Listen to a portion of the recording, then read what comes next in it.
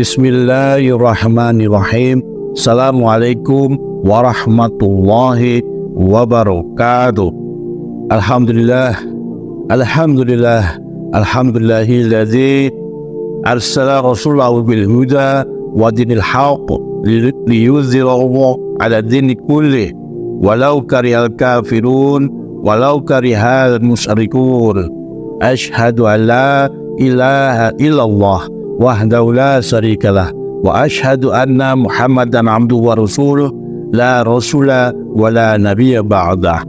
Allahumma sholli ala nabiyyina Muhammad wa ala alihi nabiyyina Muhammad bi adadi jami'i ni'matikal ladzi an'amta alaina ya Allah, bi adadi jami'i ni'matikal ladzi an'amta ala jami'i makhluqatika ya Allah. Ya Rabbana anta Rabbuna wa anta Rabbul alamin.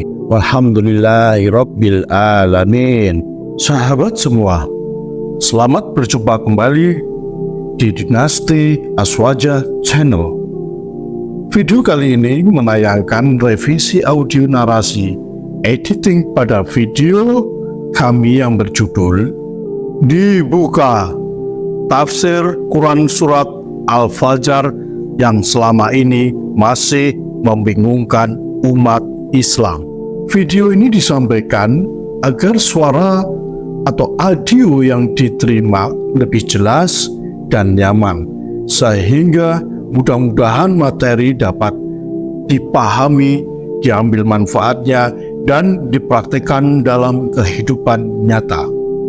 Materi yang disampaikan pada video ini memang tidak selengkap video sebelumnya, namun pada dasarnya materinya sama.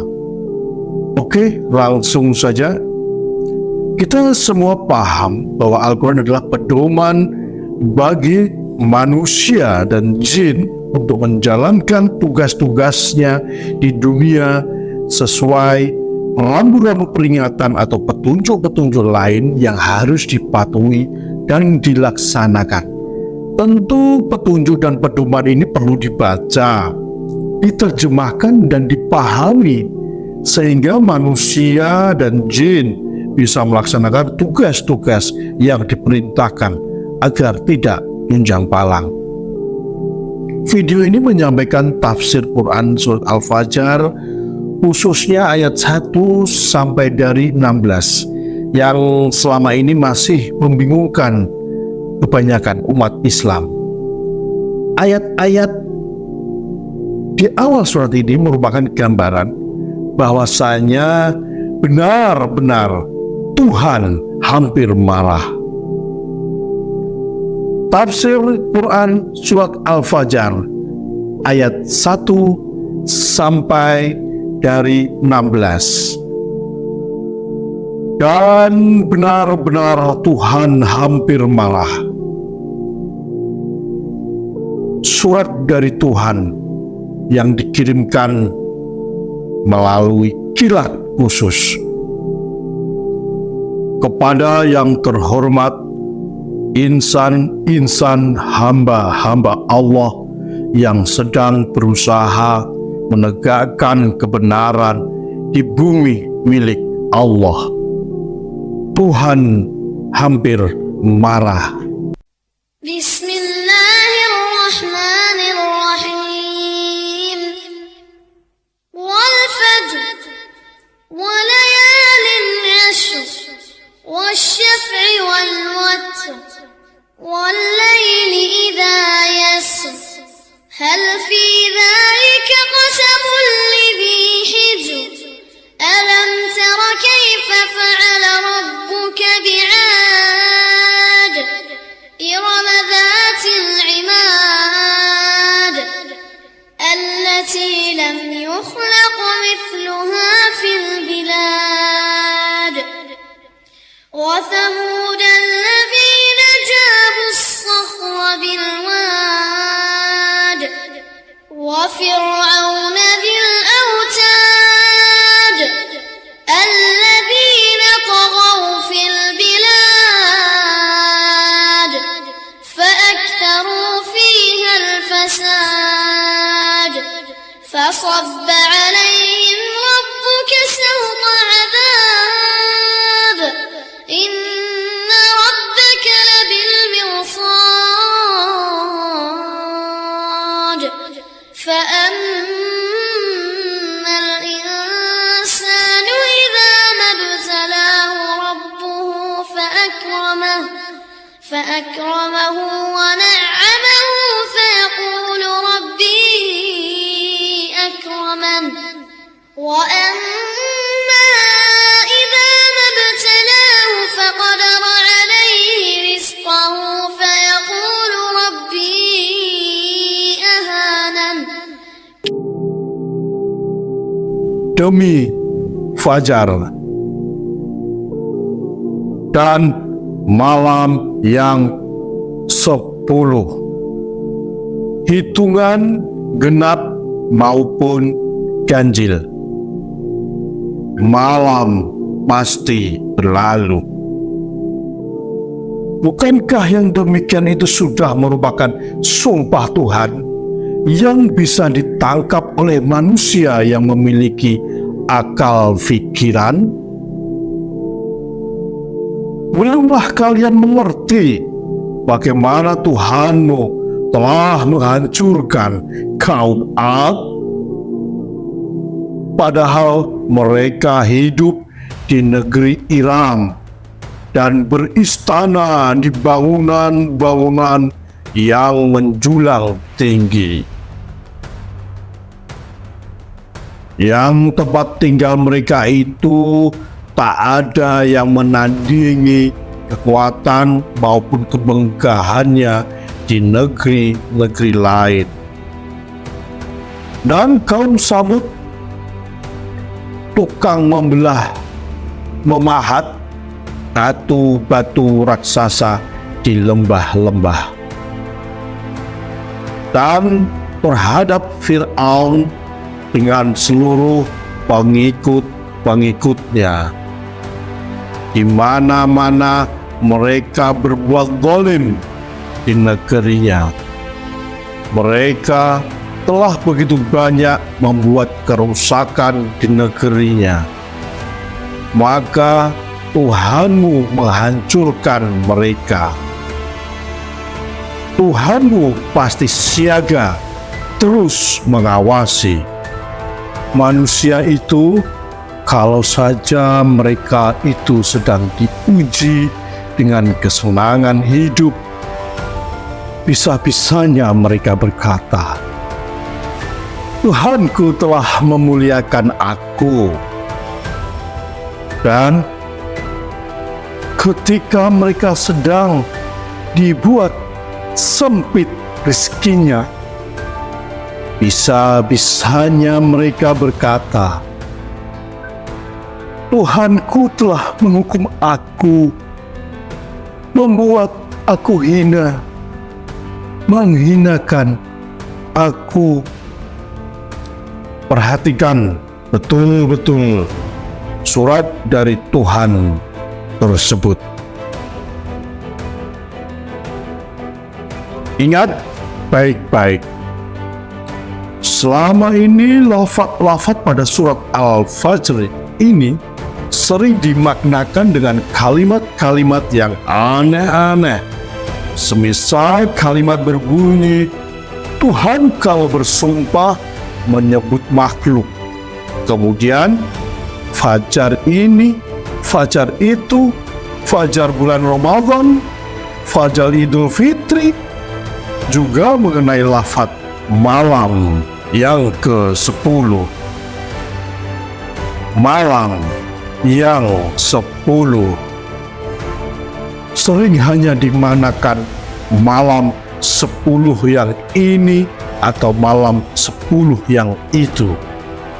Juga mengenai kalimat yang genap dan yang ganjil, itu pun salah makna. Dan padahal maksud dari ayat-ayat itu adalah sebagai berikut. Begini, kalau memang ingin mengerti maksud dari lafaz-lafaz unik dari Tuhan itu, maka caranya langsung baca pada ayat 5 yang artinya Bukankah yang demikian itu merupakan sumpah yang semestinya bisa ditangkap oleh yang memiliki akal?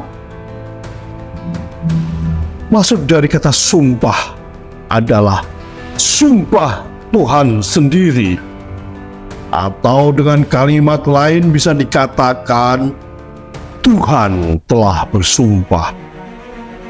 Catat baik-baik itu, sehingga hati-hati.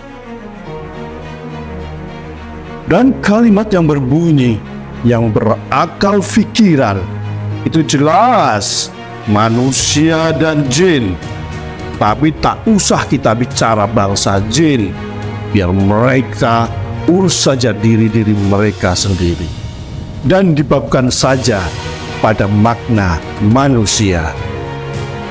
Begini, untuk mengetahui kalau sumpah tersebut adalah sumpah Tuhan sendiri atau Tuhan telah bersumpah, maka lihat terus ayat-ayat berikutnya mengenai kaum Ad, kaum Samud, dan Fir'aun beserta seluruh pengikutnya yang setia.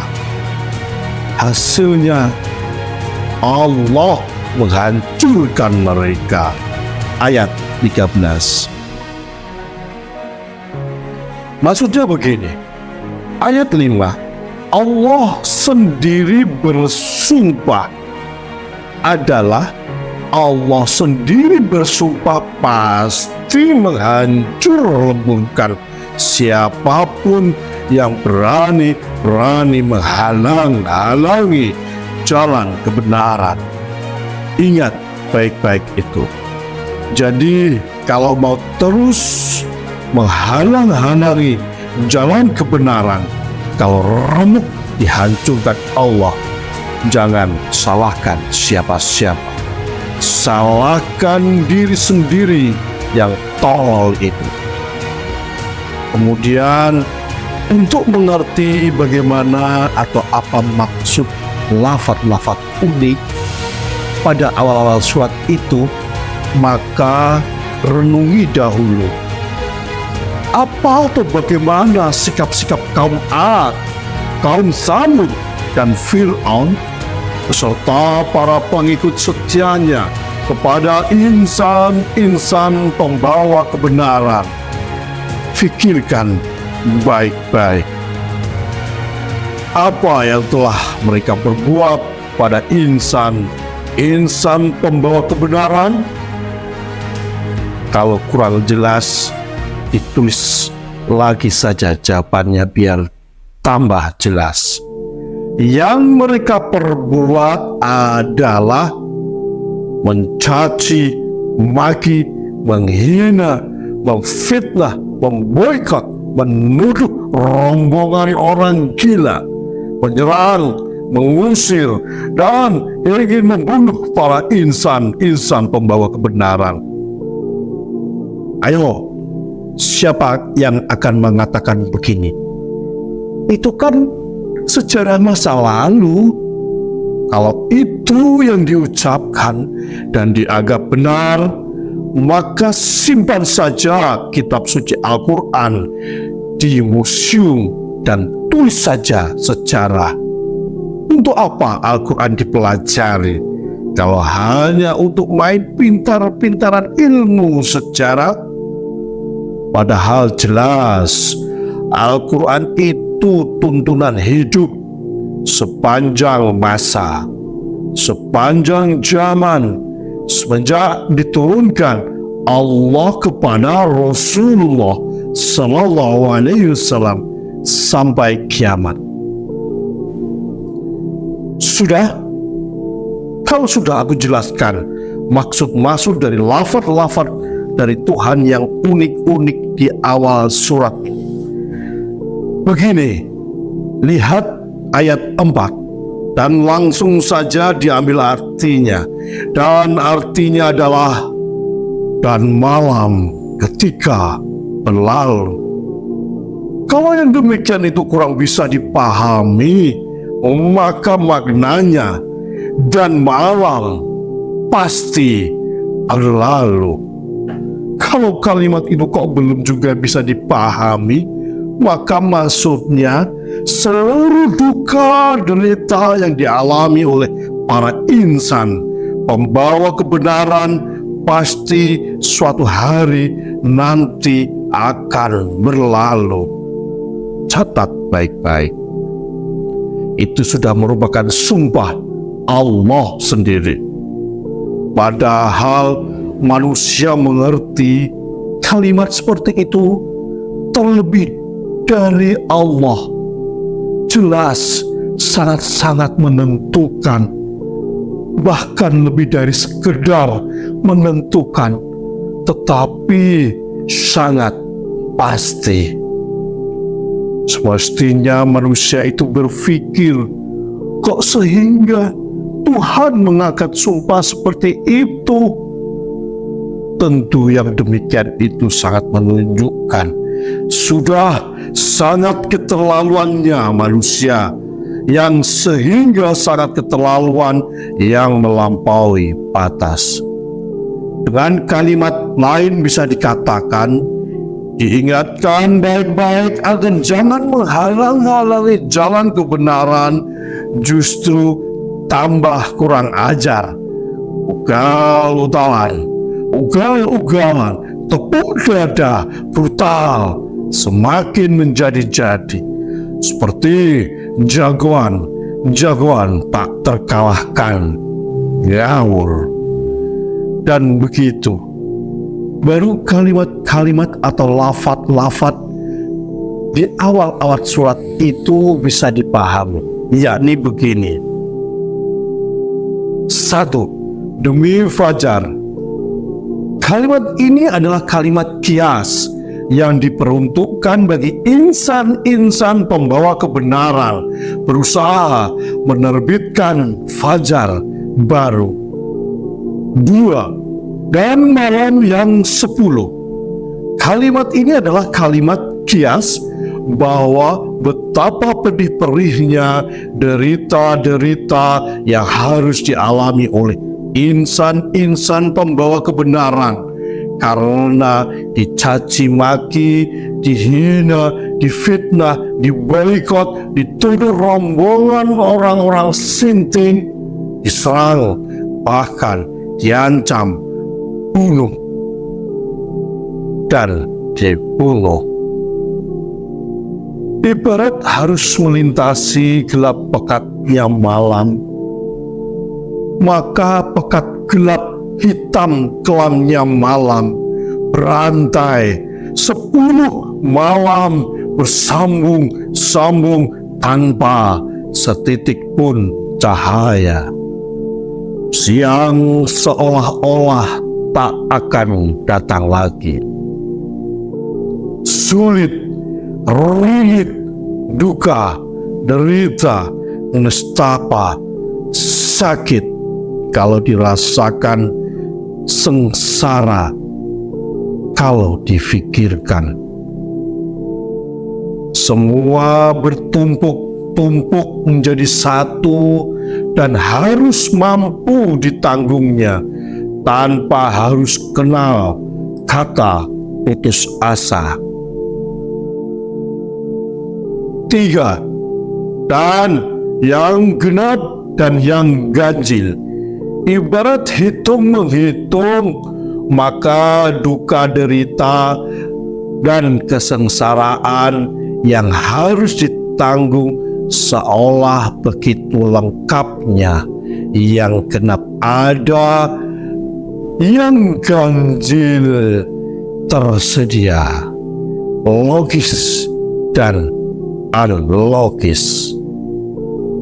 Sengsara yang benar-benar sengsara kalau dirasakan, berhenti salah, putus asa tak boleh, ingin mati dilarang. Semuanya harus ditumpuk-tumpuk menjadi satu, kuat ataupun tak kuat. Tetapi longgarlah nurani insan para pembawa kebenaran itu. Sebab Allah telah berjanji, bahkan bersumpah, tidak hanya janji. Pasti seluruh duka, derita, kesengsaraan itu dibuat oleh Allah. Semuanya pasti bisa dilintasi. Bahkan seluruh duka, derita pasti diganti fajar, kemenangan, kejayaan, kedamaian diri, dan ketentraman. Selebihnya Allah sendiri telah mengangkat sumpah, pasti akan menghancurkan siapapun yang berani terus menghalangi lajunya jalan kebenaran di bumi miliknya. Ingat baik-baik itu. Dan untuk ayat-ayat selanjutnya, ayat 15, jangan mudah begitu saja membuka mulut hanya karena kaya harta saja sudah merasa Tuhan memuliakan. Itu ngawur namanya. Ayat 16, jangan hanya karena sedang sulit mencari rezeki kemudian berkata Tuhan menyengsarakan. Itu juga ngawur namanya. Dengan kata lain, senang dan susah, kaya dan miskin, berhasil dan gagal, semua itu biasa di dalam hidup dan kehidupan. Terlebih urusannya masalah harta keduniawian. Begitu untuk ayat-ayat selanjutnya pada surat Al-Fajr tersebut tentu mudah untuk dipahami. Hanya baik tentunya kita renungi semuanya agar utuh penuh kepahaman kita. Sebab toh surat ini termasuk surat yang pendek.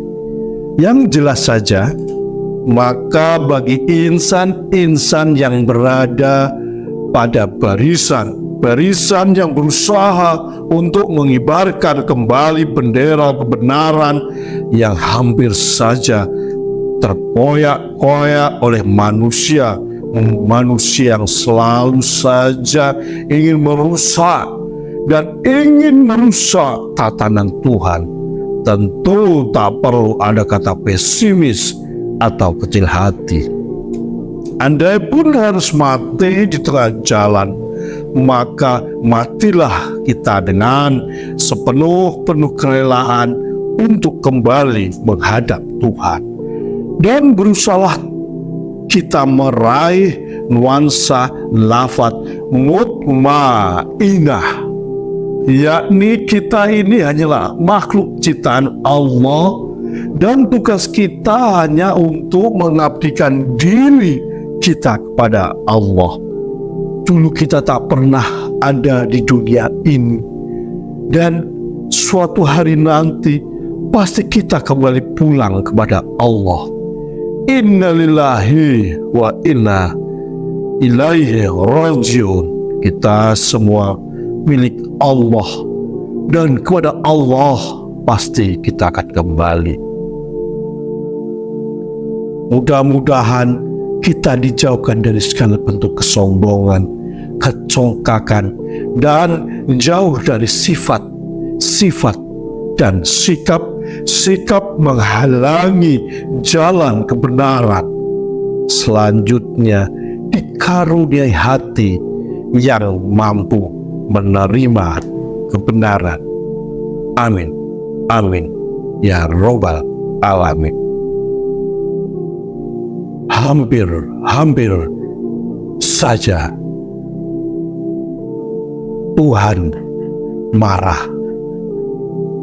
Benar-benar Tuhan hampir marah.